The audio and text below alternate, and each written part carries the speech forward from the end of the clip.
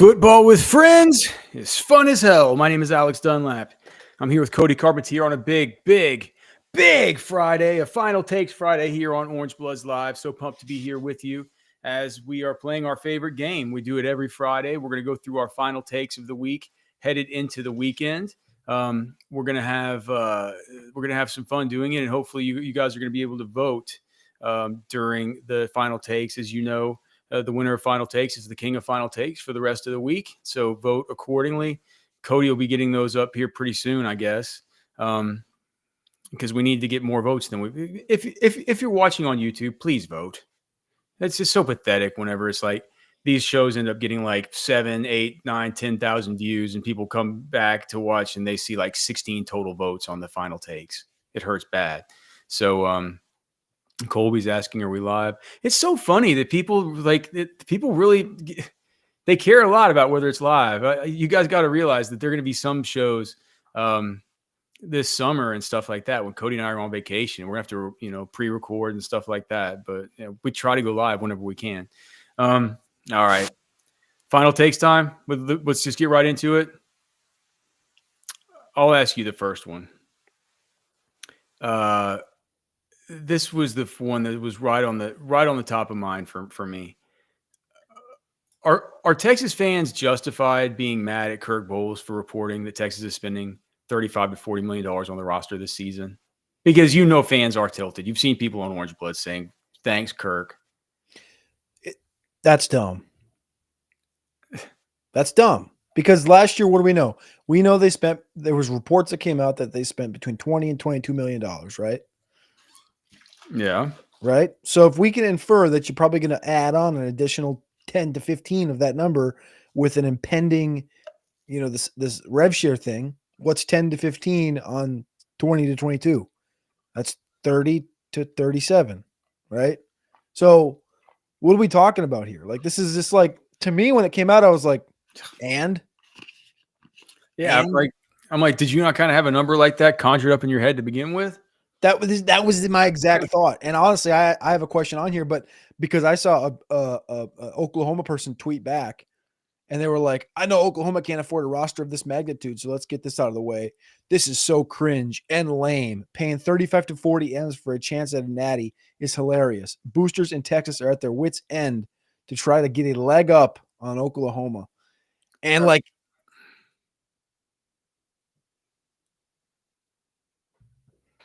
I mean, I think it's interesting that an OU fan is saying that he doesn't think OU can match up. Here's my thing. I have a couple. Well, they can't. I have a couple things with this.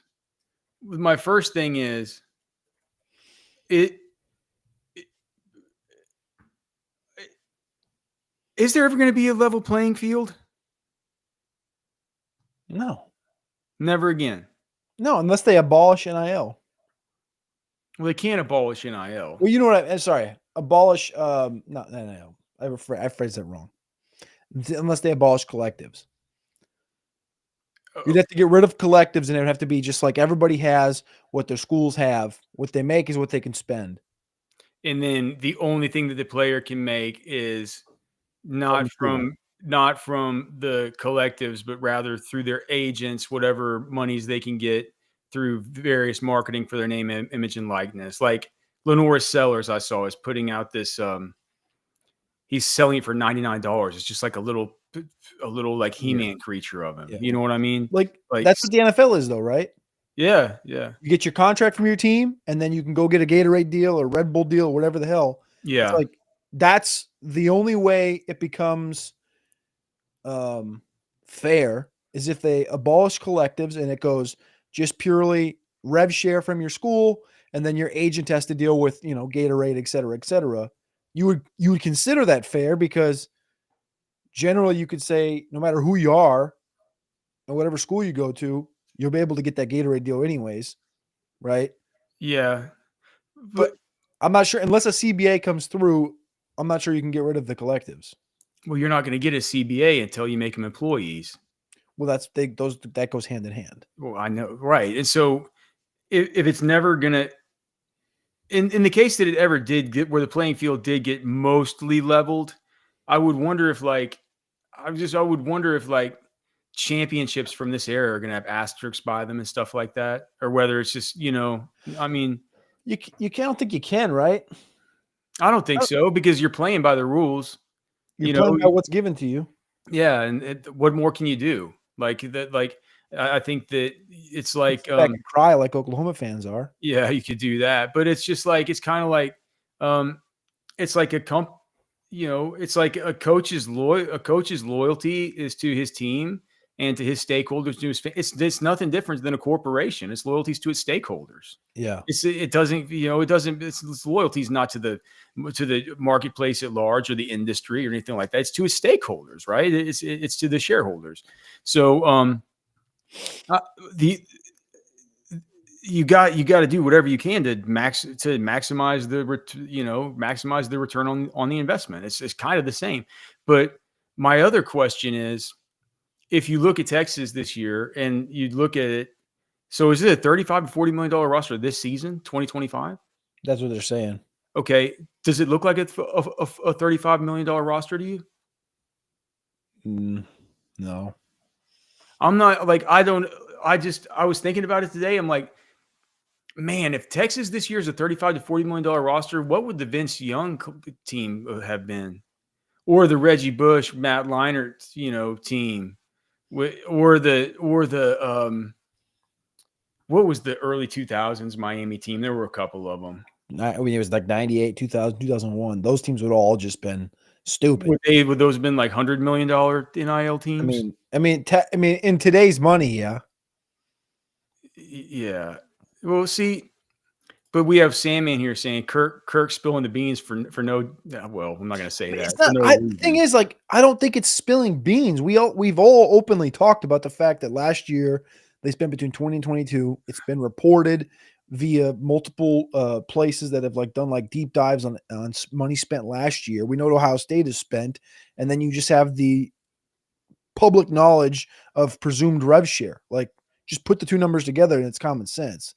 So Kirk is literally just, honestly, what it is kind of like I ain't got nothing to report on today, so I'm just gonna Yeah, like I'm just gonna do something that I kind of know, and I'm gonna float it by a source. Is this about what you're paying? They're like, well, yeah, everyone knows that. And you're like, all right, I got a story. That's what it is. It's like, whoa, shit. Yeah. Just went. Oh, all right. So yeah, that was my thing. I kept thinking, I'm like,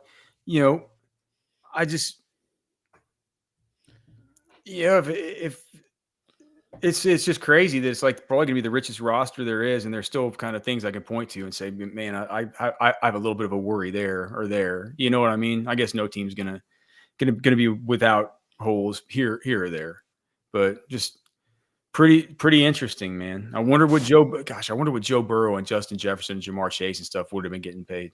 Clyde. Oh, Randy Moss's, or was it Randy Moss's kid that was the tight end? Yep. They had a guard that year. They had the two defensive tackles. Was that? Did they have Arden? Did they have Arden Key? I don't know. I think Arden might have been gone. I think they might have had Caleb on Chasen. Like they had a whole bunch of guys. Anyway, all right. What's your next final take? Final takes. All right. I could stay in the same ballpark. Parker Livingstone is the biggest riser among expected contributors coming out of spring camp.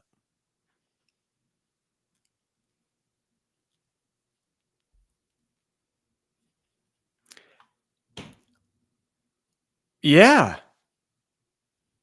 Don't you think he kind of has to be? I think so. He was like the camp MVP. That's kind of where I'm at. I was trying to think through position by position. I'm like, we already know what Gooseby was. I've heard good things about DJ Campbell. Yeah. Hill and Simmons are Hill and Simmons. Well, right, but it's like but those guys aren't risers. They're already top. That's what I'm saying. Yeah. You already know what the safeties are. Yeah. Parker Livingstone. You know the corners. Yeah. I mean, Gilbo's definitely kind of he's moved. But I mean, Livingstone's like, honestly, I'm trying to think of another that would be even close, and there's just not one. Mm-hmm.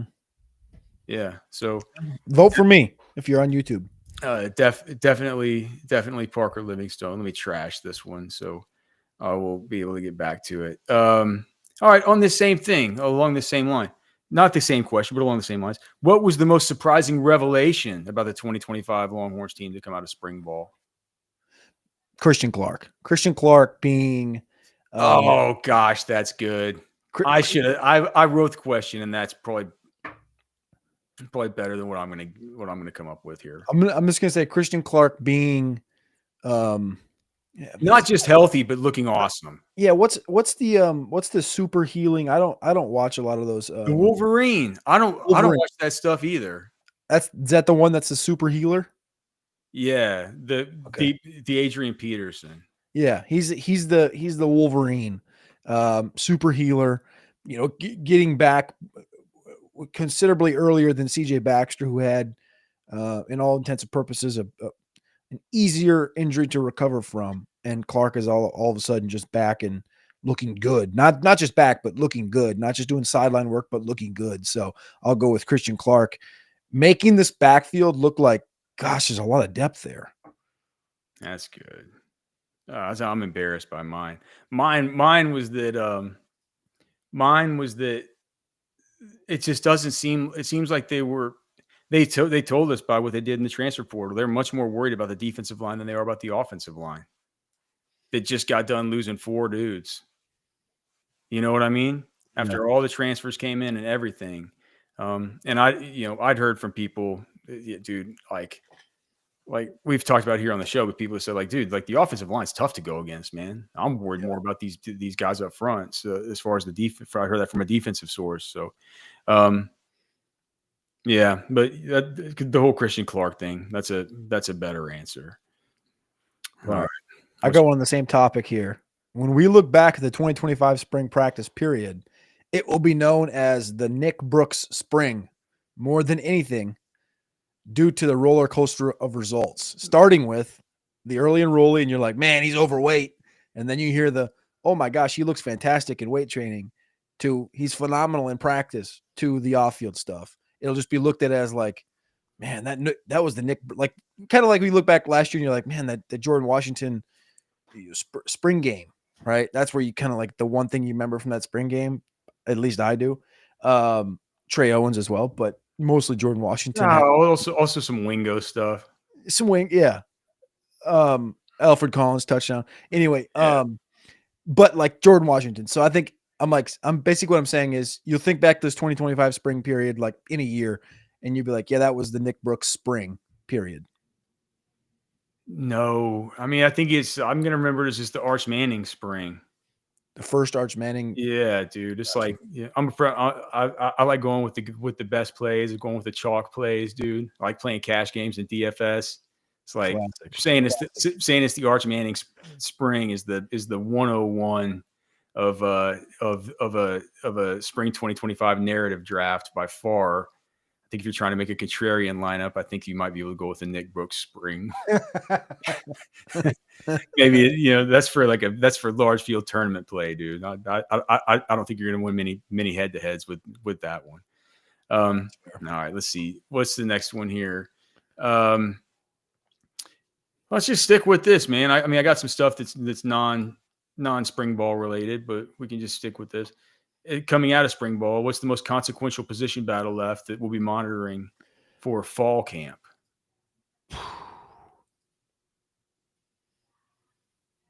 Oh, I'll tell you my two, and if you want to, I was going to go D tackle first. That's the first thing that came to my mind. Okay, we'll talk about Watson and Shaw. Yep, that's my first one. Murad Watson, Travis Shaw. Yeah, three tech. Yep. I'm not sure Watson's going to let it be much of a battle. I think that guy's he's pretty good, man. I think he's going to be kind of locked in to start. Yeah, but that could wake up a monster in Travis Shaw. Yeah, and that monster's on the verge of waking up, man. If you watched him down the stretch last year with UNC, we've talked about how he shows flashes of elite stuff. So yeah, man, who knows? And dude, here's the thing: we're just penciling in Cole Brevard as if he just has to start at nose. It's like, who's to say it couldn't be Travis Shaw and Murad Watson? It'd be pretty big. That would be. I mean, talk, dude. Yes, talk about some beef, right? We love talking about beef. Texas Beef Traders. Have you been to Texas Beef Traders? I know I'm not asking you, Cody. I know you've been a million times. I'd like to go again. Is it coming? We're coming up on it's coming up on a day where we're gonna get some care packages here, and probably about a week from now, and it's gonna be good, man. It's like, but here's the thing: Texas Beef Traders, right there in the heart of Lakeway. Go visit them. Go see Darren. Go see Shay. Go check the place out. Get some of the best beef you've ever had in your life. Get 10% off whenever you tell me you heard about them here on Orange Bloods, and it's not just once. You can do it. You can do it. You can go every day. We sell beef jerky. I don't have the QR code, but there's a QR code that we can stick up. Get that. We're going to have some new products rolling out soon. But the main thing is no vaccines, no antibiotics, no steroids, no cockamamie shots, man. Just a beautiful herd of animals that have never been commingled with any others. 3 different ranches, 3 different herds. Just awesome beef, man. Please go check out our great sponsors over at Texas Beef Traders, TexasBeefTraders.com. If you're in the Austin area, call Darren, make an order. And if you can't make it in, just tell him where you live and he'll bring it to your house. All right. I don't know. I don't know how he can do it, but he does it. TexasBeefTraders.com. All right. Are you up or am I up? You go again. Okay, let me get up the Poncho Outdoors deal here so we can have that up and give a shout out to our great sponsor there. And we'll go to there. Oh, that's a great looking poncho shirt that you got on. Hey, that thing actually served you functionally while we were fishing, dude. It kept you from getting all busted up like that, like homeboy John Adams. Whoa.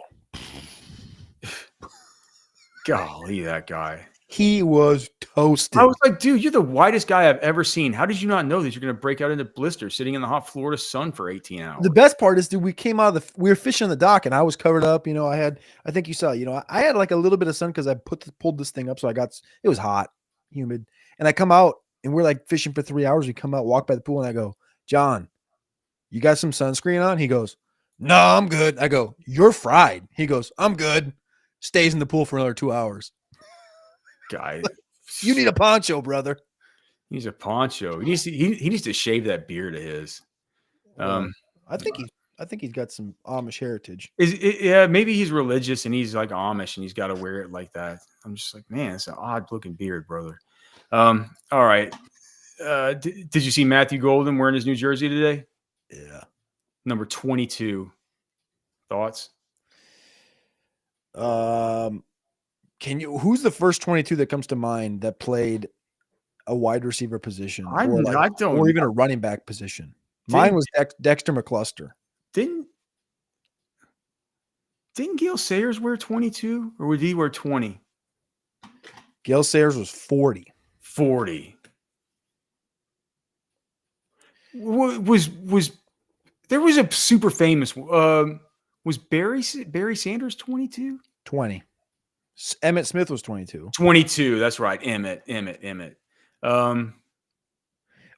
Dude, this is a joke. This is how bad the Google AI is. It can't hold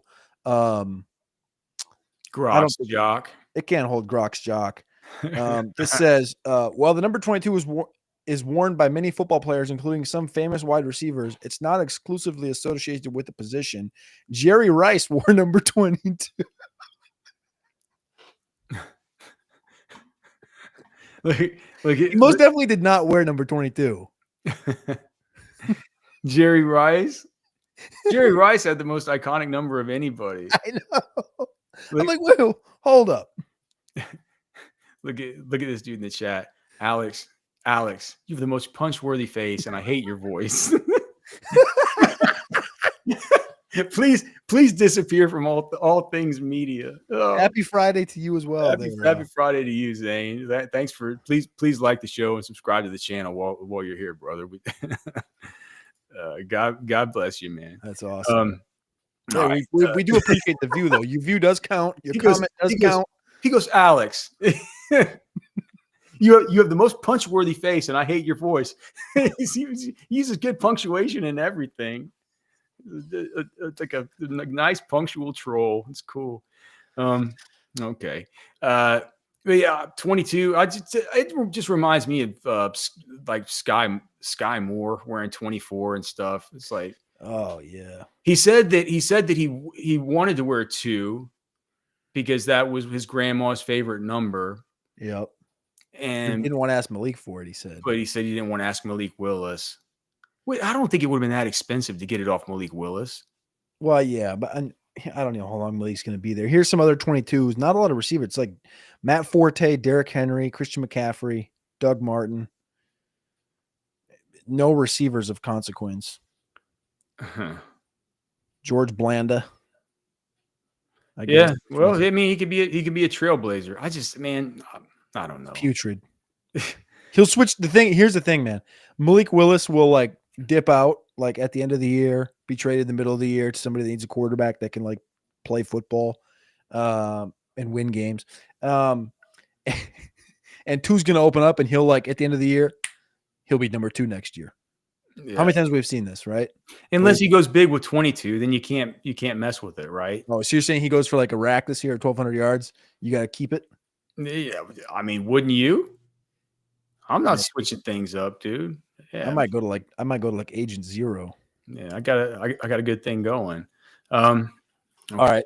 Speaking of draft picks, for the 6th consecutive season, the national champion, which I spelt wrong, had the most players drafted, while also having the most first-round picks. Only Michigan did not have the most first-rounders of the last 6 years. This is a graphic from Pate's show. I just screenshotted it. I didn't make a new graphic. This is from Josh Pate's College Football Show. This is this year's projected first-round picks by school in early mock drafts. Clemson, Texas.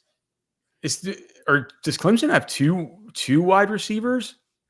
Well, they got Klubnik. They got 2 D tackles, TJ Parker and Peter Woods. Oh, Woods. Yeah. The receivers are sophomores, so the receivers don't qualify. But those are the 3 guys for Clemson right now was the 2 D tackles.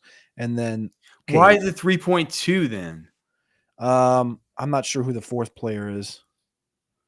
Okay. Texas at 2.6, so they're saying, but they put Arch in that. Yeah. Who's the other? Texas won't have because Texas Manny, Anthill, and Arch. Okay, so Texas is probably actually closer down there to Oregon or something. Because Clemson is TJ Parker, Cade Klubnik, Peter Woods, and then AJ Terrell's brother, Avion Terrell, the corner. Yep. So that's their 4th. Well, they're gonna have 4. Yeah. AJ Terrell's brother's a baller. Yep. Who's the other team here? Penn State 2.4. So that's That's Aller. Danny Dennis Sutton, the D tackle or D edge, and then they have Nick Singleton. Not the run. I don't think Singleton's going to go.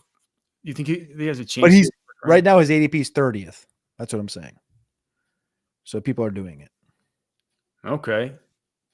Miami has 2 guys on mock draft database right now in the top 15: Ruben Bain and Francis Moyaga. I can't say his last name. And then Carson Beck, of course, has the swing. Alabama with only 2, so it's only going to be Lawson and Caden Proctor. They think. Well, Lawson is actually 45th right now in ADP. Oh, Caden Proctor's 4. LT Overton, the edge, is 27.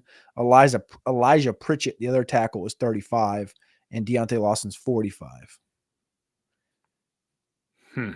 They actually have a good chunk of dudes: 2, 4, 6, 8, 10, 12, 14, 15. How does LSU only have 1.8? I guess they just don't think that Harold Perkins is going to have success playing that. I'm not sure Harold Perkins is going to have success playing in some kind of stupid nickel corner role. Well, yeah, they only have 1 guy in the top 40, and that's Nuss. But anyway, you see this list. What do you think immediately? So what we've known in the last 6 years, I know it's not an official stat or anything, but the last 6 years has told us that one of these teams, whoever, would you just say Texas just because Texas is Texas? I mean, if that stat's been important and Texas is one of, like, was Georgia on that list? Georgia's tied with, Georgia's not on that list.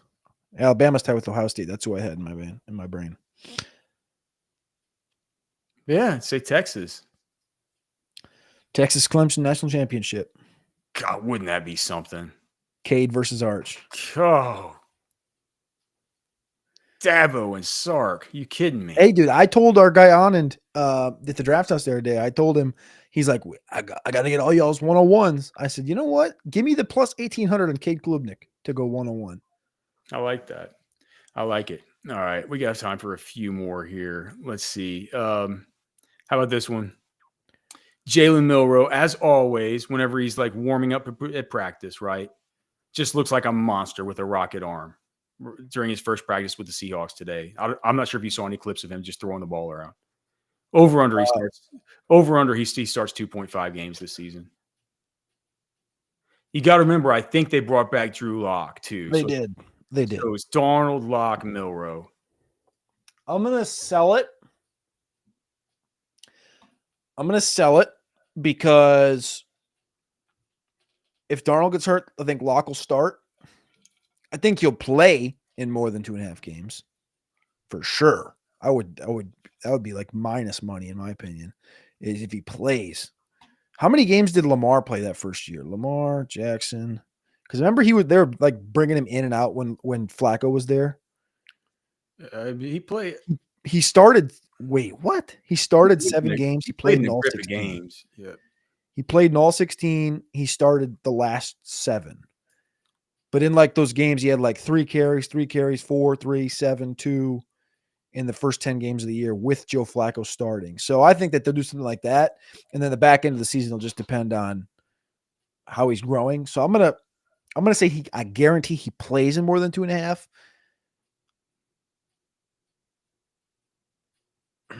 I kind of think he starts more than 2.5 games. That's a good number. I think Darnold will fail, and I think that if Drew Lock will just do the Drew Lock thing, he'll be good for 1 game, and then he'll fail, and then I think it'll be the last 3 weeks of the season that you just get Milro. They'll say, we'll see what we can see here. Did you see the jersey he was wearing today? He's wearing number 2 or number 6. Not about the number. It's more about the jersey. So I tweeted it from the Roster Watch account. I was like, yo, dude, like he was wearing the throwback Seahawks jersey. Oh, right. Okay. Yeah. And I said, if he hits, that Milro throwback is going to be like one of the top sold jerseys. That thing was clean. Yeah, dude. And I was like, he looks good. But that's the thing about Milro. He always looks good standing around and throwing the football before practice. Yeah. He looks better doing that than he does like throwing balls against air and stuff. Yeah. You know what I mean? Kind of like Joe Milton. Yes. All right. I got one for you. Okay. The Bill Belichick thing at UNC always felt odd, but you did not see it potentially failing because of the current situation off the field. Is it failing? It's a big media conversation right now, and I hadn't really thought about it intensely until Pate was talking about it, because he's like, I don't want to talk about it. He's like, I have no interest in talking about Bill Belichick's personal life.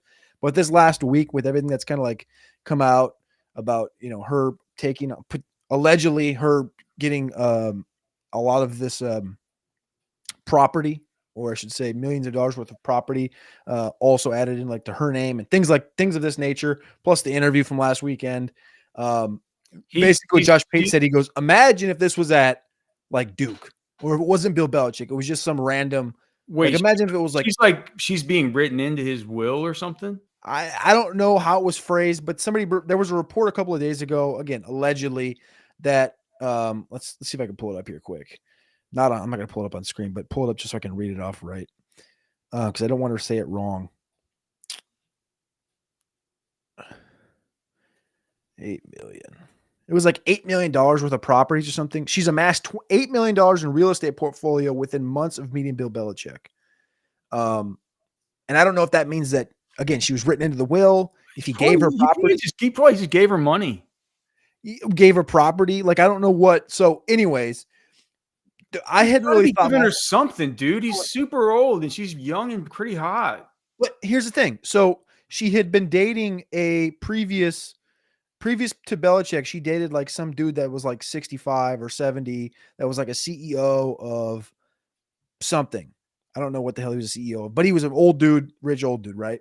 Mm-hmm. And he was like, she's wise beyond her ears, blah, blah, blah, all this other BS. I don't really want to talk about all that. But what I'm saying is Pate brought up the fact that he goes, if this happened at Duke, for example, or any other school, and it was like, let's use, for example, like imagine if Mike Elko was the coach of Duke right now and he was dating a 22-year-old. And I'm like the stuff like we're hearing right now about the Belichick thing where she's getting all this money, da da da. Not really anybody's business. But if it's brought to the mainstream, she's posting all this stuff on social media and stuff. Like I don't want to say it's not a scandal because they're dating, right? That's what it seems like. Even though he's called her his creative muse. I don't know what the hell that means. That's weird. It's weird. But why I said it like this is because like, Jason was like, I don't think it's going to work. That was football conversation. And I'm like, I'll believe in Bill Belichick. I love Lombardi. Right. And if it doesn't work. At least we get the GM shuffle and the Lombardi line back. Yeah. But so my question is this, it's like, it always felt odd because he was going back to college, but you didn't potentially see so you don't think it could potentially, the reason I asked it this way is because the way Pate brought it up, I was like, man, I wonder if maybe UNC could potentially be like, this is a stink. And I saw like another NIL, there's another column up because I do the NIL column over on Orange Bloods. And it was like, I found some stuff. I didn't want to share it into there, but it was like, could UNC fire Bill Belichick and what the money would look like? And as we all know, the buyout after like June 1 is like $1 million. So if they really think it's a stink on the school, they could hypothetically can him. Well, if he does, look, man, if he doesn't win and he's causing all this, causing this a little bit of drama, and he's apparently being, as we would have expected, being terrible with the media, things will take care of itself. It's like on Office Space. It's like he'll just like. Do you remember whenever they were just like the problem will solve itself whenever the guy goes down to payroll and they're just not going to pay him, and like this will all just solve itself. I mean, the media will absolutely turn on him because the access he's giving them is terrible, and they'll, it's just like that's what'll happen. But I guess it's a little weird that whatever 60 Minutes, whatever that cockamamie news show was on, was kind of weird. We'll see. I still think for football wise, what they were doing made sense. All right, we got 28 votes in. Do you want to get another couple final takes in? Yeah. I got like two more. All right. This one is just, I think I saw this in your NIL column. Is it true that Diabell got a $927,000 marketing deal with Gatorade? No, that is his market valuation. Okay. So what is his deal with Gatorade? I didn't see a number on it. I just know he got a deal with Gatorade. And I think my question doesn't make any sense. No, it's all good. But it still has merit. His valuation, according to On3, I think is $927,000. Are we allowed to start using that now? Yeah, I guess. Yeah, I just did. Yeah, I think we can. His On3 valuation, it'll be nice. The point still proves though. Like, so he got a Gatorade deal, which we've obviously just saw Arch get the Red Bull deal for as far as beverages go. Is he worth $927,000? Is any high schooler worth $927,000? No, there's not one. I don't think any There's not anybody out. There's nobody out there who can legitimately. You can say that there's a high school athlete who you're going to pay them $927,000 worth of money for marketing related to their name, image, and likeness. I just don't. Even with as big as national recruiting is now. Are you okay? So let me ask this question. Are you saying as a high schooler, or are you saying a high schooler going into college? So I know he's got a year left of high school. So you're saying it in that tense, right? Yeah. And I'm saying this. Let's just say, what's a product that I use? Dove Men Plus Care soap. Okay. If they were to sign Diabell to a deal where it's like every recruiting interview that you do, you have to talk about some new scent of Dove Men's Plus Care Soap or why you use it or what the benefits of it are, all this stuff. I think reasonably, maybe you might be able to give him like, I don't know, $500 a mention. How many interviews do you do? You know what I'm saying? How many interviews do you do? Do you think it should be more? How many? I mean, you got to also take into account. I think he's like he's a top 10 player in the country. Okay, let's say you $1,000 per little mention of this. How many interviews do these guys do a month?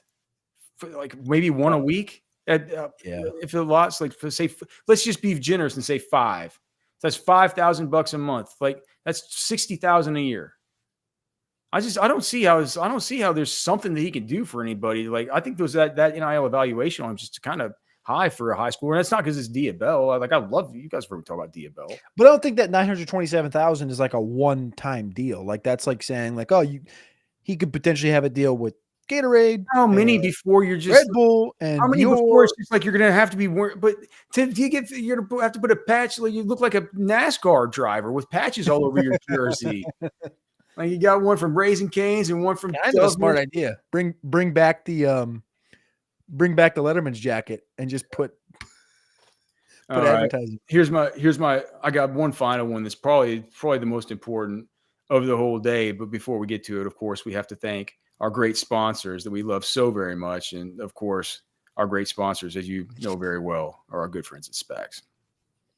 As a Texas family-owned business, we know you don't mess with Texas. And you won't find more ways to raise a glass of Texas-made cheer than right here. So whatever you're planning, we're ready to get you ready. Because at Specs, the fun starts here. All right, football with friends. We're back here on a Final Takes Friday. How many votes have we gotten? We have 30 votes. 30 votes. All right. So here's my final one. And I need to ask you this as a guy that comes from Minnesota. I just today found out in an email from Texas Parks and Wildlife Division. They sent out their Fish Texas email today. Dude, there's a lake in Texas called Lake Meredith that has walleye. And they say I had no idea that we could fish walleye in Texas. Are they the best freshwater eating? Have you had walleye? I've heard that they're the best freshwater fish. That's the big thing in Minnesota. Where's Lake Meredith at compared to you? Is that like north? I don't know. Oh my God, that's a beautiful lake. I would say, oh, that's like way up in the what do you call that? Is that like the boot north of Amarillo? What's that called? Panhandle. Yeah, I figured it had to be way far. Like that's as far north as you can get in Texas is the Panhandle. Like that's where you can go and shoot elk, right? Is like up in the eastern part of the Panhandle. There's a place called I think the Canadian River. Some Panhandle folks will tell me what that is, but it's like I know that there's some big there's some big canyon lands there and some stuff that starts to. And I think also on the side when you start getting up to Colorado, there's elk up in that part, like up kind of north, even north of Dalhart. But this is kind of more is it in the middle of the Rita Blanca grasslands? What? The Rita Blanca National Grasslands? I don't know.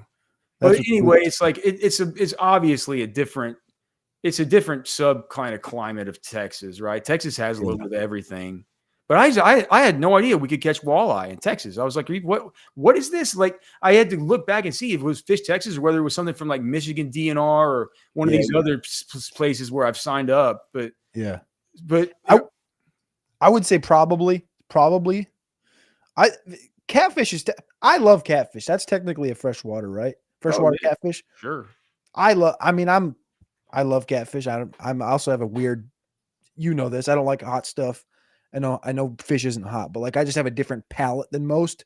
I think walleye is fantastic. I would say it's probably what else is there? Trout. Trout's pretty good. I mean, well, yeah, like brook trout. I mean, brook trout is rainbow trout. Those are fantastic. I think crappie. I think walleye is probably the best though. All right. Fair enough. Have you went walleye fishing before? No, I've never fished for them, never eaten them, never anything. I didn't even know that they were here in Texas. All right. Oh, long. Wait, look at this. Chat GPT thinks I'm a wide receiver for Texas. Currently, there's no publicly available data on NIL, name, image, and likeness valuation for Alex Dunlap, a wide receiver for the Texas Longhorns. All right, now you can email us fwfemails@gmail.com. You can find us on X at Cody Carpentier, at Alex Dunlap NFL. Please remember to like the show, subscribe to the channel, let your friends know about the show if you'd like them to come watch us. And if you think that my face is super punchable and that my voice is terrible and I should be out of media forever, don't do that, okay? But if you do think that, you can come back and watch, because it's always helpful for us to get extra views and stuff like that. Most importantly, if you like the show and you've never seen it before, just come back again, right? We're here every night from 6, starting at 6 p.m. All right. Have a great weekend. We'll see you Monday. Hopefully enjoy some rain, dude. Maybe kick out on the porch and see some rain come in if you're lucky enough to live in a portion of Texas where that's happening. Love you guys. God bless you. Be safe. All right. We'll see you real soon. For Cody, I'm Alex. We're done.